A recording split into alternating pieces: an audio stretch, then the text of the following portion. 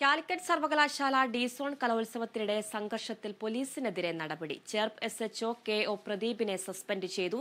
KSU പ്രവർത്തകർക്ക് ambulance ഏർപ്പാടാക്കി നൽകിയതുൾപ്പെടെയുള്ള സംഭവങ്ങളിലാണ് സസ്പെൻഷൻ.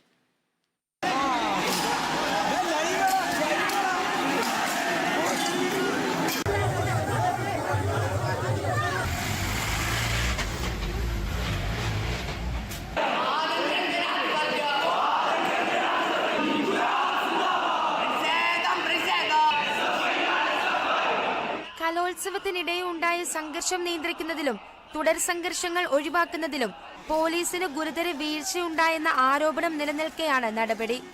കെ.എസ്.യു പ്രവർത്തകരെ പോലീസ് തന്നെ ആംബുലൻസിൽ കയറ്റിവിട്ടതും വിവാദമായിരുന്നു. പരിക്കേറ്റ പ്രവർത്തകരെ ആശുപത്രിയിലേക്ക് മാറ്റാനാണ് ആംബുലൻസ് എത്തിച്ചതെന്ന് എസ്എച്ച്ഒ വിശദീകരണം നൽകിയെങ്കിലും ആംബുലൻസിന് ഉള്ളിൽ വെച്ച് കെ.എസ്.യു പ്രവർത്തകരെടുത്ത സെൽഫി വിനയായി. ഇതോടെയാണ് പ്രദീപിനെ സസ്പെൻഡ് ചെയ്ത് ഉത്തരവിറങ്ങിയത്. അതേസമയം നടപടിയിൽ സേനയ്ക്കുള്ളിൽ അമർഷം പുകയുകയാണ്. ലോ ആൻഡ് ഓർഡർ ചുമതലയുള്ള മാള എസ്എച്ച്ഒയും ഇരിങ്ങാലക്കുട ഡിവൈഎസ്പിയും സംഭവസ്ഥലത്തുള്ളപ്പോൾ സ്പെഷ്യൽ ഡ്യൂട്ടിക്കെത്തിയ ചേർപ്പ് എസ്എച്ച്ഒയ്ക്ക് എതിരായ നടപടിയാണ് സേനയ്ക്കുള്ളിൽ വിമർശനം ഉണ്ടാക്കിയിരിക്കുന്നത്. ഭരണകക്ഷി യൂണിയനിൽ സ്വാധീനമുള്ള മാള എസ്എച്ച്ഒ 6 വർഷമായി സ്ഥലം മാറ്റമില്ലാതെ തുടരുന്നതും സമീപകാലത്ത് വിമർശനങ്ങൾക്ക് ഇടയായിരുന്നു.